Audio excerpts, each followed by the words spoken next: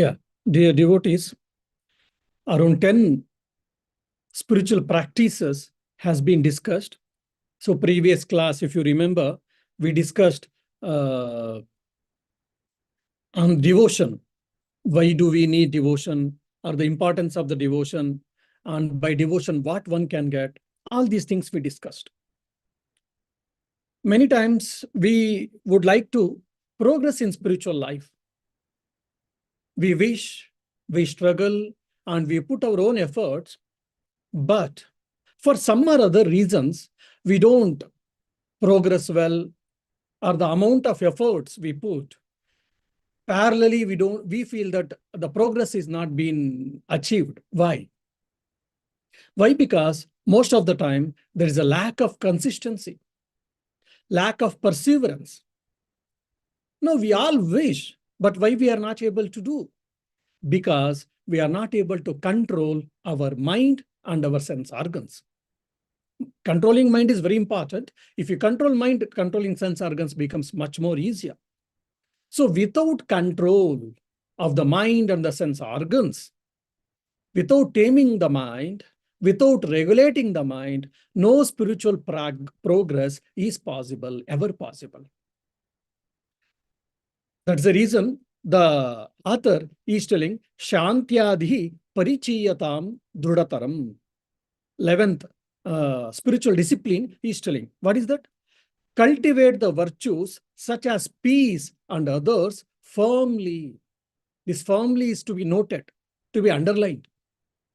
Not namby-pamby, because we have to do meditation, we have to do some practice, we have to do that exercise. So just for time, just for namesake, or just to kill some time, sometimes we do practice yogasanas, we do practice spiritual meditation or any other spiritual practices. We don't mean that. Firmly, the author is telling, Drudataram, means we have to be firm in our practices. This firmly includes or involves or demands quality and quantity both. When the quality and quantity both are going as much as possible, then this Drudataram or firmly is being achieved. Well, we all know that more or less. Then why we are not able to? I think the best example can be given. Just a farmer, he throws some seeds in the open field. In the open field, just he threw. And water was there, water was put, and sunlight was there, then fertilizers was put, but just he didn't do in a proper way. Just he threw the seeds randomly and he came back. After a week or so, he saw, say for an example, 100 grain seeds if he has thrown, only 50 seeds has grown, or just they have, small saplings have come, and other 50 has gone here and there, or 50 saplings didn't come. Why? When he made a survey, what happened? Among them, around 10 seeds fell, when he threw randomly, around 10 seeds, it fell on the pathway. You will see in any fields and all fields, or the paddy field and others, there will be pathways where people to walk. So some grains were, since it fell on pathway, people were walking on that pathway. That's where they got destroyed. Another 10 seeds, it fell in the corner where there was a fence. So in between fence, it was fallen. So small saplings came, but because there were thorns and other fence, that's what they were not able to grow much. And other 10, 15 grains, they had fallen here and there outside of the paddy field. So birds came and ate. And so whatever the grains which fell in the correct field and where they got enough water, soil, fertilizers, and in the right place, they only were sprouted and saplings came. Now, this is all we know, that this is a common sense. There is nothing much to discuss. But this is what in our life it happens. Say 20 people, 30 people, or 100 people, they start their spiritual practices. Finally, 1 or 2 or 5, they only reach the target, and the rest, the 95, they won't reach. Why? Oh, they were lucky, or God was gracious on them.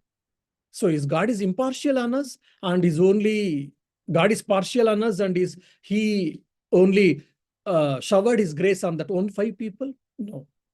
God has given chance for all of us, but they made the chance. They used the chance properly. What does it mean? It needs it needs discipline. I want to be a doctor, good doctor. I want to be a good researcher. I want to be a good scientist. I would like to become the good monk. So for any field you take, either spiritual field or mundane field, and any technical or arts and music and spiritual field, any field you take, every field presupposes a state of mind, attitude, and also disciplines. So these disciplines, we don't give importance. We are always obsessed with the results. We are all obsessed with the goals, achieving goals, but we forget about the disciplines, the needs. That's where our progress is hampered. One day I sat for meditation for 1 hour. Other day I didn't sit at all. Sometime 10 minutes, sometime 20 minutes. Sometime I sat for half an hour, but more than 25 minutes, mind was doing a world tour. All these things happens. Why? Because we are not alert, and it is just lack of disciplines. So lack of discipline is one of the very important things, especially in the spiritual field. Because of that, we are not able to achieve success. Either in meditation, you can say, or music, you can say, or Gnana Yoga, you can take, Karma Yoga, Bhakti Yoga, any yoga you can take. Why we are not able to? 15 years I'm practicing meditation, but still I'm not established in meditation. That means there is some problem in my practice.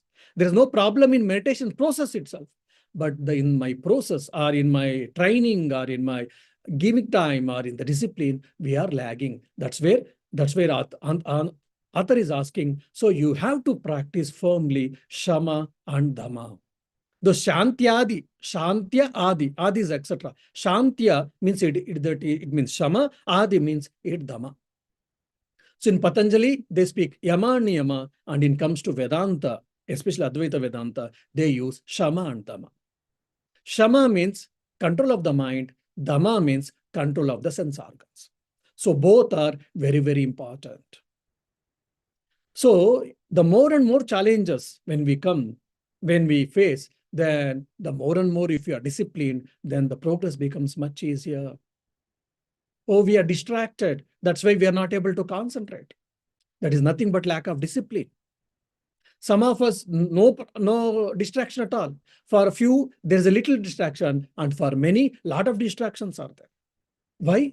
Because of lack of discipline. So a thing in itself doesn't create any distraction. It is only my desire, my reaction to thing, my reaction to the world actually. So this where the control or the regulating the mind and the desires or the sense organs comes into picture. Now, to build a strong building, you need a strong foundation. For example, if you go Burj Khalifa in the Saudi, it has got so many floors. Fine, no doubt. It may be 20 floors or 30 floors or 40 floors or 50 floors, whatever it may be. It has gone so above, no doubt, so tall, such a tallest building, one of the tallest building. But what about its foundation? Even it has got thousands of feet deep, it has gone. That is the reason it is able to withstand. Otherwise, it will fall. So the more and more you have got a strong foundation, the building can be better.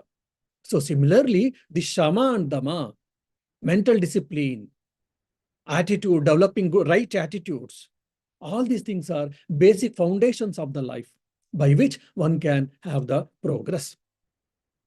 Okay, now if you see, controlling sense organs is difficult, we feel, because the nature of sense organs is it always tends to go outside, no doubt.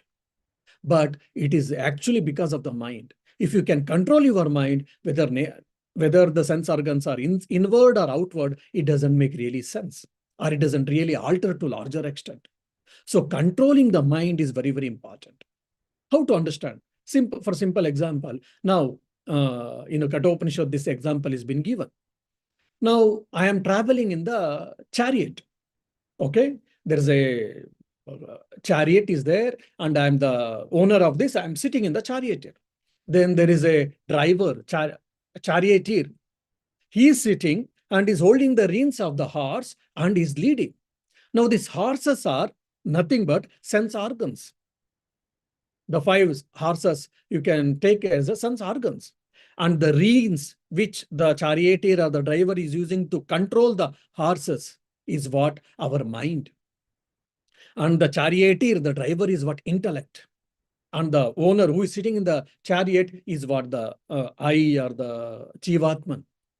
Now, if the driver is able to tame the horses, if he's able to control the horses, then the chariot goes in a right way. If he's not able to control, then what happens? Accident happens. So just like the driver, if he's good driver, he will have absolute control over the road. He can go fast, he can go slow, he can put a brake, there will be no accident, or the accidents will be minimal. So similarly, our mind is like a driver. If the mind has been controlled, if the mind has been tamed, then the horses will be easily controlled. So our sense organs also easily controlled. So Shama is very, very important. And Manayeva Karanam Bandha Mokshayoho. There's a Sanskrit couplet. For our bondage and for our freedom, what is the root cause? The mind. And Yadbhavam Tadbhavati. As you think, so you become. Krishna has told, and today neuroscience is accepting these things. As you think, we can do. You can change the human paths, they say. Hardwired brain, we say. So our mind is hardwired to think positive or negative because of our habits. Now, if that habit is cultivated by undo wiring or rewiring, one can change the wiring in the brain itself. Means we can change our habits. I've got a habit of eating chocolate every day. For 20 years, I've developed. And now, it is difficult to change. Yeah, it is difficult, no doubt, but it is possible. So any habit can be changed. Any habit can be changed and any habit can be cultivated. Say, for example, someone is a smoker, chain smoker, or he is a drunker. Even that can be changed. It is difficult, no doubt, but it is possible. Even all our attitudes, perceptions, thinking, everything can be changed. That is what even today neuroscience is accepting. So the mind is very, very important instrument for us. We have to regulate it. But what happens? We are supposed to control our mind. We are supposed to be the masters of our mind, but unfortunately, we have become the slaves of our mind. I know I should not use mobile often, but still I'm using it. I purchase mobile and I'm using mobile and I'm getting distracted. I'm spending my money. I'm spending my time. I'm spending my energy many times in a waste manner, and I am getting into soup. What pity it is. Why? Because mind is restless. Because we are unable to control the mind.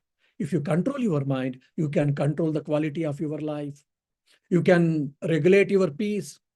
Oh, how much ever we try, Swamiji, living in this world, it is not easy, or it is not possible, or it is an Herculean task to be peaceful.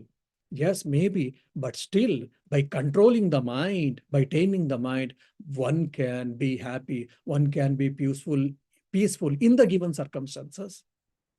Why? Happiness is a choice. Peace is a choice. We have to make it deliberate. We have to make it deliberately. It doesn't come simply. Why? Because mind starts thinking about people, mind starts brooding about unnecessary things, and it becomes a habit. And we say that is not right, this is not right, and wasting time and energy. But if we can cultivate good habits, if we can cultivate right habits, and if we are busy in a constructive habits, then what happens? Obviously, our time and energy is used in a good manner, then progress becomes easier, all these things. So controlling the mind and training the mind is very, very utmost important. Now, we all know this, but sometimes we are forgetting and sometimes we are unconscious. So we have to be conscious. We have to be aware of the necessity of the taming the mind, controlling the mind, and we should keep on doing it. Okay, how to do that? By cultivating good habits. So this cultivating good habits starts from getting up early morning. It is very, very important. We don't give importance to it. What is there? Half an hour, 1 hour if I get late. Rest of the time, if I give my mind properly, I can do it. Yes, no doubt. But If I decide that 6 o'clock I should get up, I set my alarm and I am not able to get up means what? I am not morning itself. At the beginning of the day, I have failed to control my mind. I have failed to tame my mind. Instead of taming the mind, instead of guiding the mind, commanding the mind, I am following the mind. I have become the slave of the mind. So having a good routine, having a good values, having good attitude, having good timetable, all of these things are very, very important. It looks monotonous for many of us. It may look monotonous. It may look drudgery. It may look very, very, what you say, very pale or very plain thinking or nothing interesting or whatever. But that is one of the easiest way. It is difficult to follow routine, no doubt, but it is the easiest way to tame the mind. And it is one of the possible shortcut method to tame the mind. Unfortunately, many of us, we do not know. Even today, positive psychology, behavioral psychology, they have shown. For example, one day you you ring a bell and you give a small piece of bread or a biscuit for a dog or for a pigeon. And you do for a few days. Afterwards, when the bell rings, obviously the dog or the bird or the cat, it expects that you are going to give a bread or a biscuit or whatever, isn't it? So how even the instincts are linked here. So similarly, every day getting up, if you practice for a few days, even if you go late to bed one day, for some reason, unavoidable reason, next day morning, you will be able to get up more or less. That flexibility, our mind we have got. But only thing, we have to tell our mind, this you have to do. So since we don't give a command to our mind, mind leads us. And not only that, mind gets confused. Because mind is not clear, what do I want? What my master wants, mind is not clear. When the mind understands that what his master wants, and he is clear and is strong, or he doesn't give any choice, he doesn't give any option, then mind will bound to listen and mind will listen. But unfortunately, we are not clear many times. What do we want? What do I want? And how to achieve it? So for that, we have to do conscious living, conscious habits has to be done. Now, controlling the mind is cultivating the habits, cultivating the routine, cultivating the right attitude, right emotions, feelings, and also controlling the desires is very, very important. Controlling the mind means what? Controlling the desires. Why we have to control the desire? Desire is like a fuel of the vehicle. When the vehicle is nicely, till vehicle has got a fuel, we will be able to drive it. When there is no fuel in the fuel tank, then the vehicle gets stopped in spite of having the best driver. So these desires are fuel like. So if these are taken care, then our life becomes very easy. So the fuel can be used, or the energy can be desires like can be energy. If it is a good desires, then more productivity. If there is a weak desires, if there's a low level desires, then lot of time and energy is getting wasted. Distractions, obstructions, obstacles, all we speak. So controlling the mind means what? Controlling the desires. That's the reason scripture says how to control the mind, how to control my desires.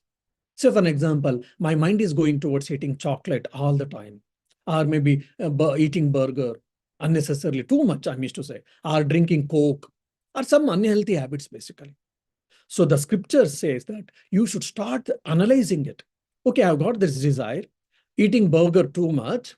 By eating burger too much, I may get obesity. My liver may get damaged. My stomach may get damaged. My triglycerides may increase.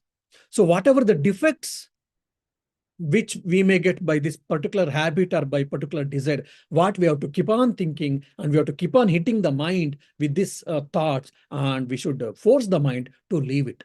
It is not only just suppression. It is not only forceful, suppression. Instead of that, intelligently, consciously making the mind to understand what is the defect of it, what is the limitations of it, and trying to come out. So that is, it is difficult. It is no doubt.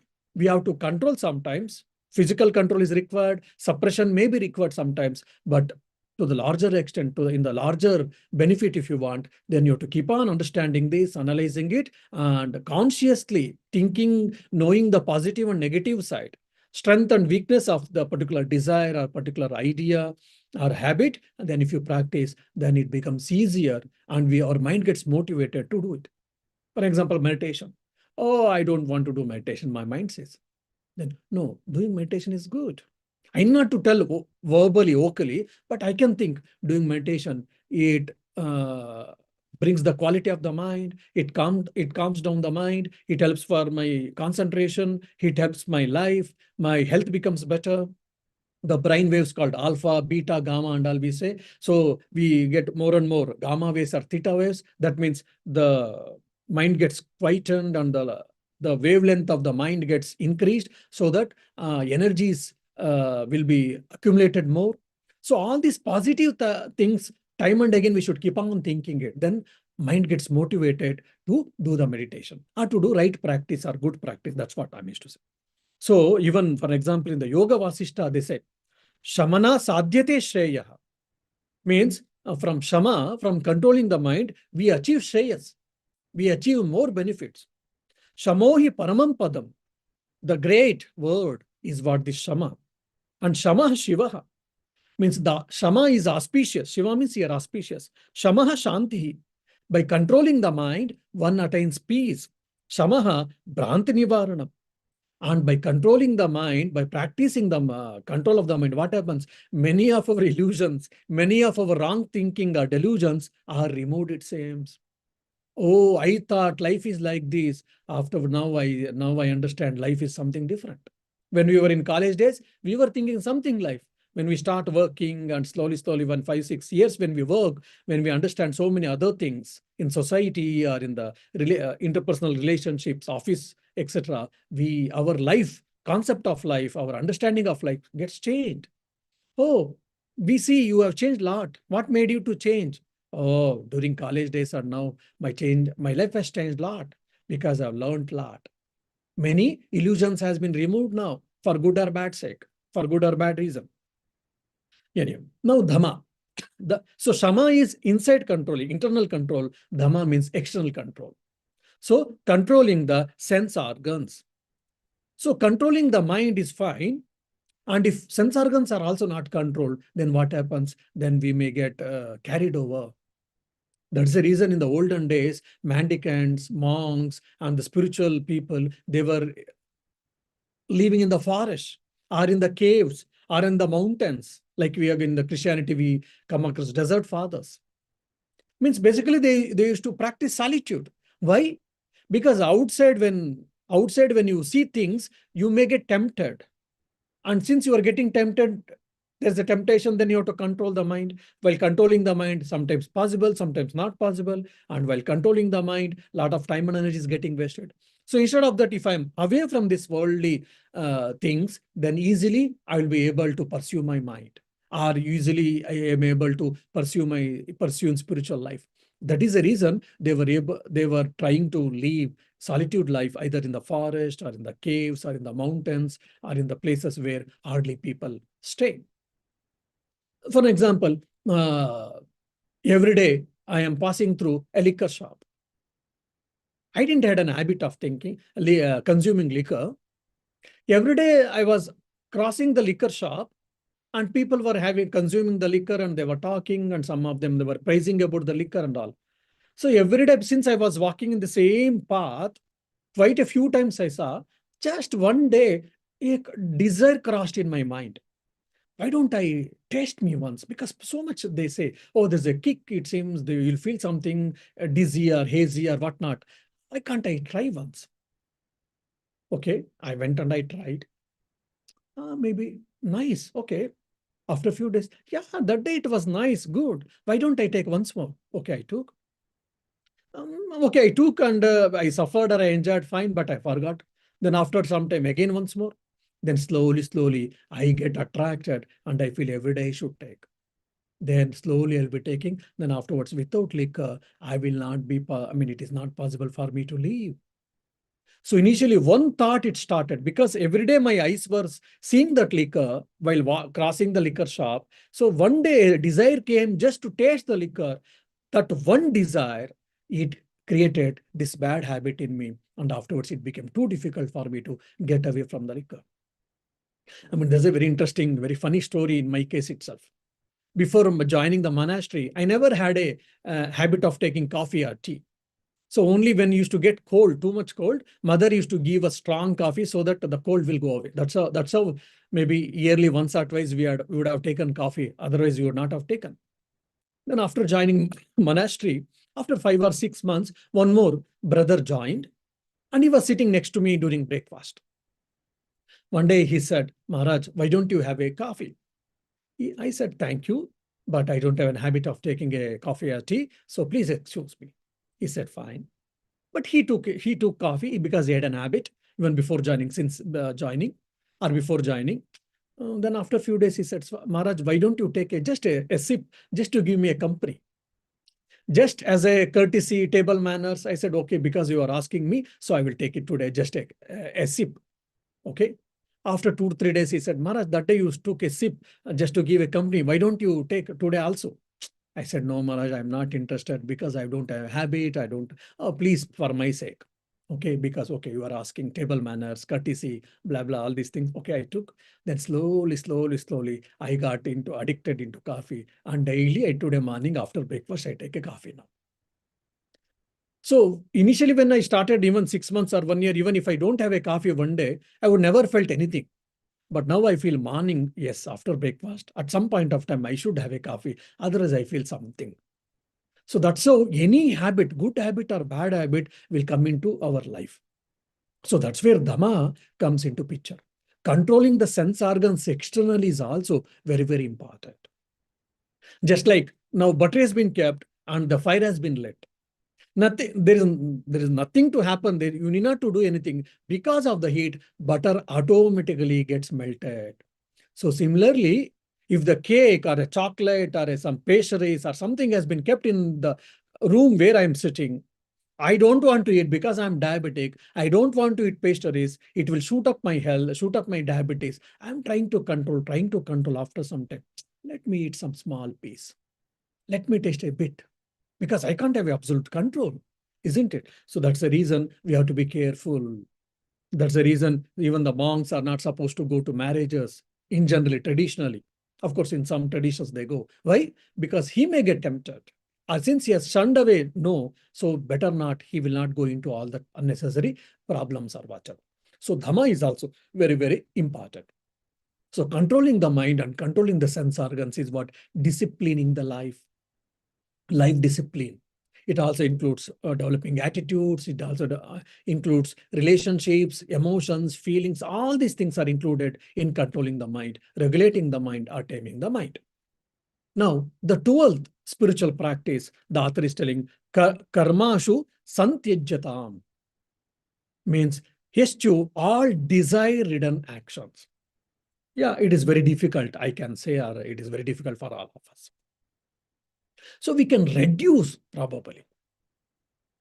Because, give away all the desire-ridden actions means, Swamiji, then better we will not come to your Vedanta. We don't want all this, your scriptural class. Oh, how can you say, Swami, because you are a monk, you are living in monastery, that's all fine, but we are all householders. We are living in the world. And we have got family, we have got children, we have got wife and husband. You can't say this, or it is not possible for us. It is not possible. So better not, then we will leave away Vedanta. So yes, we can think that. If someone wants to have the worldly life alone, then Vedanta says, okay, go ahead, enjoy it. When you find enough, when you feel difficulty, or when you feel it is enough and I would like to get the higher happiness, then you can come to Vedanta, they say. Now, when you say that, what the author is trying to say that, live in the world, no doubt, we have got all necessities. We need food, we need clothes, we need shelter, we need money, we need so many things for our sustenance, for our life, sustenance. Necessity is we can understand, but more than necessity, whatever is required, try to avoid them if you want spiritual progress. Again, terms and conditions apply. If you want spiritual progress, then leave away unnecessary things. You may live in the world, you may try to get the all necessary things, no doubt, but try to avoid unnecessary things. Try to give away unnecessary luxuries, or what you say, the worldliness. Sri Ramakrishna says, live in the world, no problem, but the worldliness should not live in you or in your mind. I always tell this typical example, which I see in India. Maybe in the western part of world, it is not, I don't think it is much, but especially in India, especially I've seen this. I mean, we have got a 14 inches or 17 inches TV. We were all happy, we were seeing it. Fine. Maybe an year or two over, there was no problem in the TV. Every day we are watching movies or serials and maybe cricket match or whatnot. Our neighbor, because there was some problem in the TV, then they sold it and they got a new TV, which is a 21-inch screen or 24-inch screen, which has got more features because it's a new, brand new TV. It has got more features and it is a 24-inch screen. They got it and we came to know immediately. If not all, many of us, or especially the ladies, they start saying that in the house, oh, you know, in the neighbor's house, they got a 24-inch screen. It has got that feature, this feature, it seems. It looks so nice. It is so beautiful. It is very good. Fine. So what is the takeaway message there? We should also change our TV screen because it has become old. You know, see, that problem is there. This is not working. This is not very looking. I mean, if you've got a wealth, if you've got a money, if you've got no problem, then there is no, wrong in changing it. But because of that, sometimes we will have unnecessary quarrels in the family life. The peace becomes pieces. I would like to be peaceful. I would like to have a peace, but because of this TV and our peace becomes pieces. So whether it is necessary or not, my mobile is okay. I'm working and mobile is working nicely and all, but because Apple or Samsung or Redmi or whichever, because they gave a new phone, so I would like to purchase. It's a craze. People are crazy. I mean, it is not that you should not purchase, but is it necessary? If you feel necessary, if you feel your mobile has got a problem, yes, you can go for it. Why? Because anything you are purchasing, nothing comes simply. Everything has its own price. Price means it is not only money, it is only your hard-earned money, your energy, your time. So everything is hard-earned money. Everything you have to pay price. So you have to be careful. So when you say give away all desired and actions means unnecessary things. When I was studying, I thought I should have my graduation. Okay. Then when I was at the fag end of my graduation, I thought, okay, no more studies, enough. I will get away from my studies and I'll be free and I'll be working and all. Then at the fag end of graduation, then I started thinking, oh my God, I should get a campus recruitment. I should get a job at least. Okay. I got a job. Then my mind started comparing. Oh, my friend got a better placement than me. Ari has got a better package. Okay, I've got a job, no doubt. I'm happy, but my happiness was limited. Why? Because my friend got a better placement. Ari has got a better package. Now my mind is craving for a better package.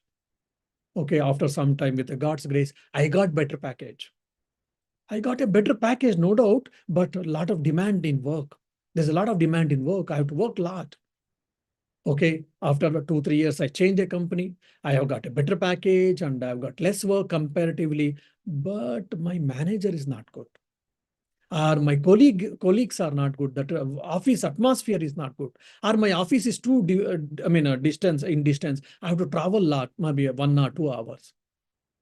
So like this, our mind is keep on finding defects and it tries to be unhappy at all given point of time.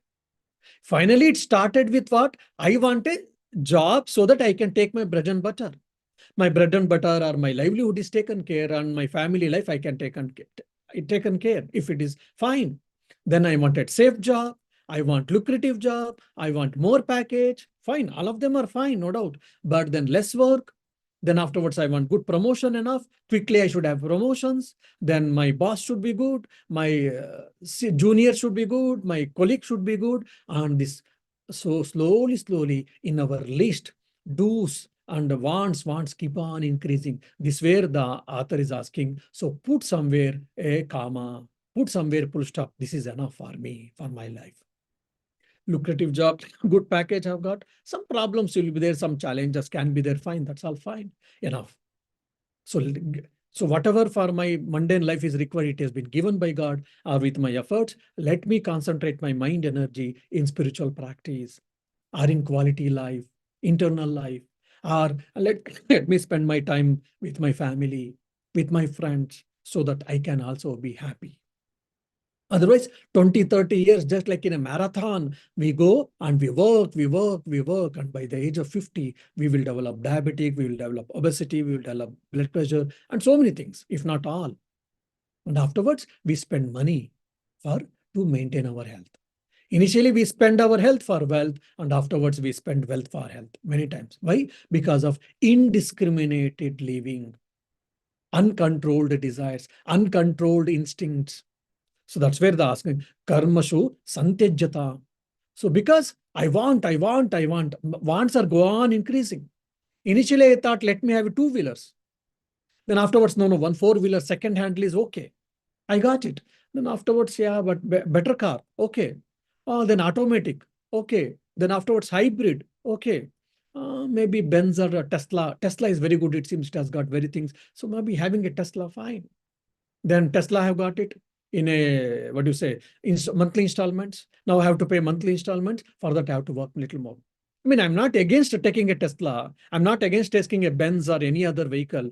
Whatever is necessary and whatever is possible, we have to carefully analysis and make analysis, and you have to think. If you desire and if you want, you can earn it and you can have it, never mind. But we have to be very clear. And also, probably there's a wonderful story I will tell you, how we get distracted, I will tell. It's a Buddhist story. Once, it happened in India. There was a big monastery in the northern part of India, where there are quite a good number of monks who are practicing Buddhism, meditation, spiritual practices. Then there was a small monastery in southern part of India in the olden days, way back maybe 800,000 years before. A small monastery was there in the southern part of India. There, the abbot, the head of that monastery was getting old. So he wanted one more assistant so that he can manage the affairs of the monastery. Then he wrote a letter to the monastery in the northern India, where he had got a lot of monks. So can you spare one monk so that I can manage the affairs of the monastery? Then in the olden days, it was on letter. It took a good amount of time. Then he read and he sent 5 monks actually. A person who bought the letter, he was astonished. Arey, the monk has asked only one monk. The abbot has asked only one monk, and you are sending 5. Why?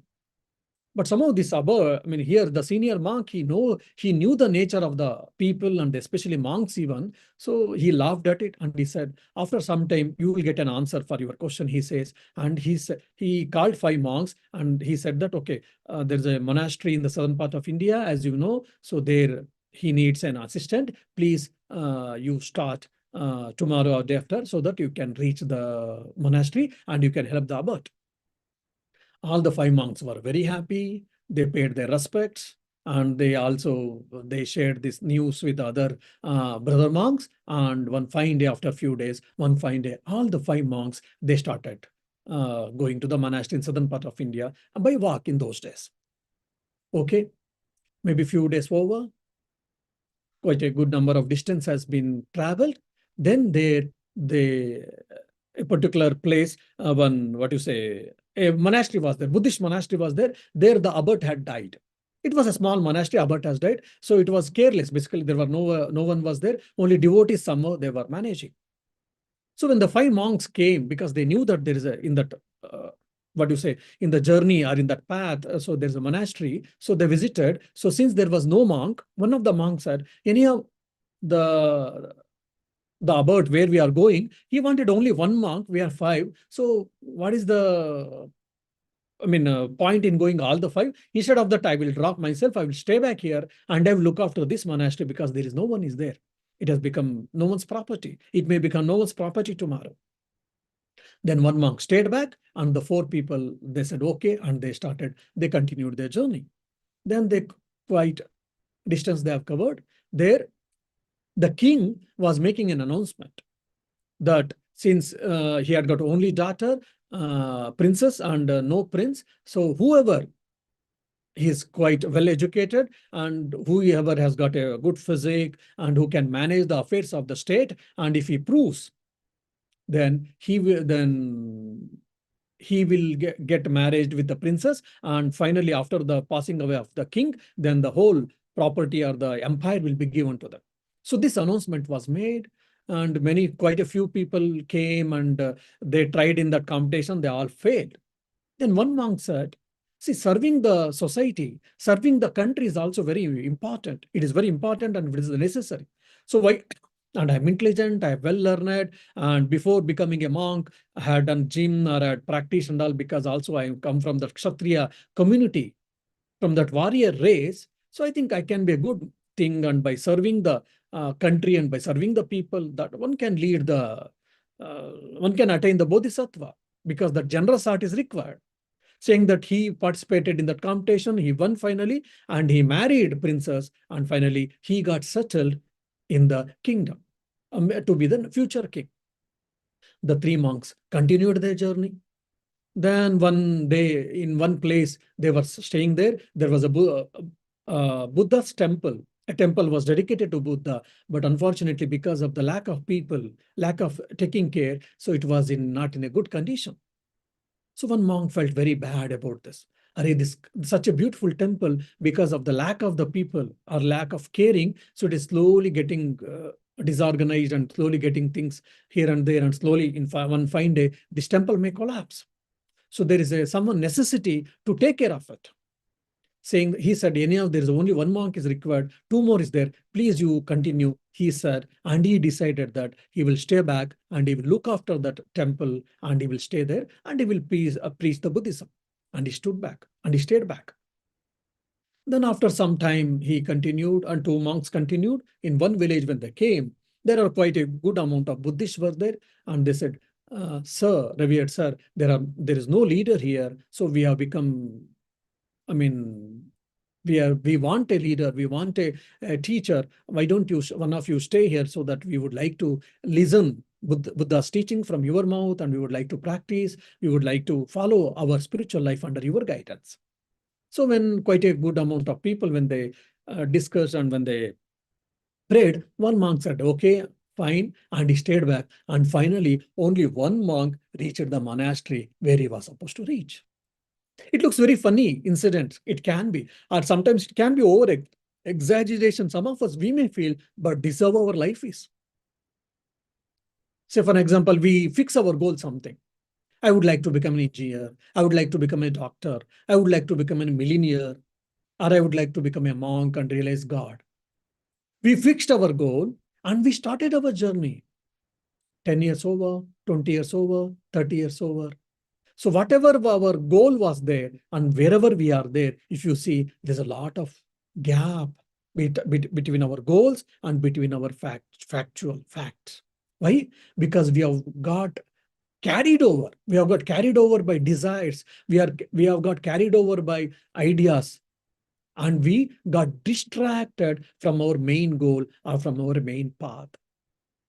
So that's why we have to be careful about desired, prompted actions unnecessarily. So due to desires, what happens? We increase our activities, and afterwards we say, oh, we don't have time for meditation. Swamiji, I would like to come every week for Vespers, Sunday Vespers, but what to do? I'm busy. I can't come. Swamiji, I would like to meditate every day, but because of lot of workload and pressure or whatnot, I am not able to meditate. I'm not able to give enough time for spiritual practices. So like this, sometimes there naturally, there can be quite obviously that we may be busy sometimes, but many times it is not so. Because of laziness, because of lack of interest, and because of over-importance to this world and worldly objects and desires. So we don't have time. In Bhajagovindam, whoever has heard my classes, you can remember. When we are children, Bala Krida Sakta. When we were children, we were busy in play. Then Taruni asakta, Taruni sakta means when we become adolescent and young, we were busy in opposite sex to love them, to have them. We were busy. Then afterwards, then having a what do you say, family and having a money, building house and improving our bank balance, all these things. Then afterwards, I was busy with the children. Then I became busy with the grandchildren. Then finally, but Adi Shankara says, alas, but no one is interested in spirituality. No one is interested in God. Or very few people, hardly people are interested in God. That's what we can see. And whole life we are busy with so many things. I feel, oh, once I finish my education, there's nothing much to do, only little work, and I can do whatever I wish because I'm free bird, we think. Then when we start working, we understand student life was golden life. It was much better. Oh, then I get settled in our life 5, 6 years. If I work, then I get more and more settled. Then probably things become better. Then afterwards, responsibilities gets increased, challenges gets increased, and youngsters are coming. We feel left over because we are not getting updated with the new technologies, especially in IT fields and all. So many challenges, new challenges comes, new responsibilities comes, new family people getting added. All these, somehow we keep on adding things and we feel busy and we don't give time for God, we don't give for spirituality, or we don't give time for our own health or good practices. So that's why the author is telling that give away or lessen your desired whatever actions which is being prompted by desires. Few things are necessary. Necessity is understandable. That has to be done, no doubt, but sometimes may not be necessary. Recently someone asked me, Swami, what are you thinking of? What are you practicing? Just he was asking. I said, I have stopped one habit. What is that? I have stopped giving free advice now for the people. Why? It is a waste of time. Someone say, how are you, Swami? And they asked and something. So just casually they came to talk with me. And 15, 20 minutes, I was very serious about themselves, about them, and I gave a good advice. I was very happy that I was able to serve them. But afterwards, probably going out, they would have felt, we didn't ask why this Swami told so many things. We didn't want it. So until others people ask, you give advice, it is a waste of your time and a waste of their time also. So even this is also desired actions, because monks and gurus, they want people, they want disciples, they have got a desire of preaching. So whether people want or not, they are go on preaching. That is also can be a distraction. So desire prompted actions has to be reduced. If at all has been God-centered life, spiritual-centered life, or self-centered life. Self means here what conscious-centered life is what very, very important. For that, desire, what do you say? Reduce your desire prompted actions has been told by the author in the 12th spiritual practice. So may God bless us more and more. Let us be aware of all these things. Let us discipline our mind. Let us control our mind and sense organs. And let us cultivate good habits. And let us reduce our worldly desires. And let us increase our spiritual desires, our healthy desires more and more, so that we can be happy and we can live a contented life and we can try to lead a valuable life. Om Shanti Shanti Shanti Harihi Om Tat Sat Shri Ramakrishna Pranamastu.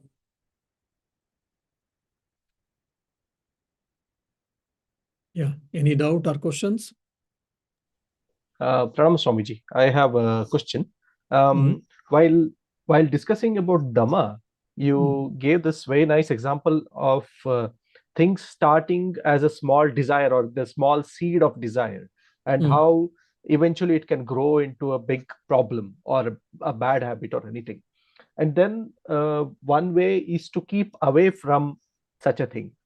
For example, you gave this very nice example of a person passing the liquor shop every day and how eventually it can affect him. But um, okay, avoiding it is an excellent solution if one is able to avoid it.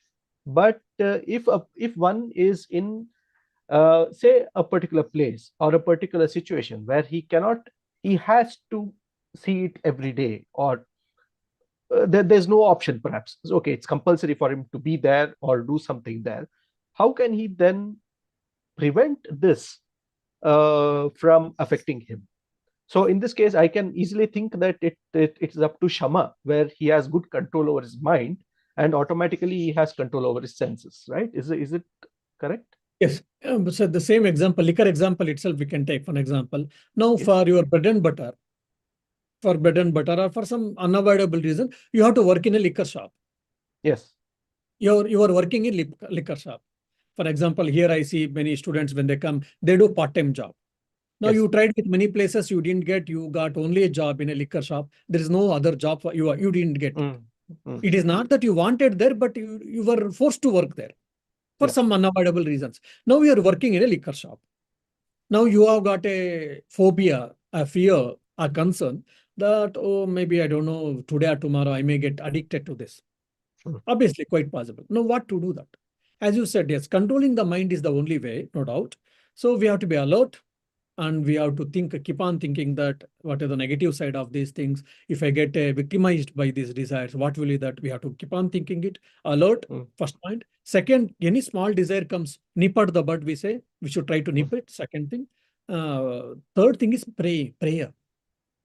Praying to God. Oh God, please bless me so that let me not become the victim of this type of unhealthy desires. Consciously, every day with an open heart, prayer is very, very important.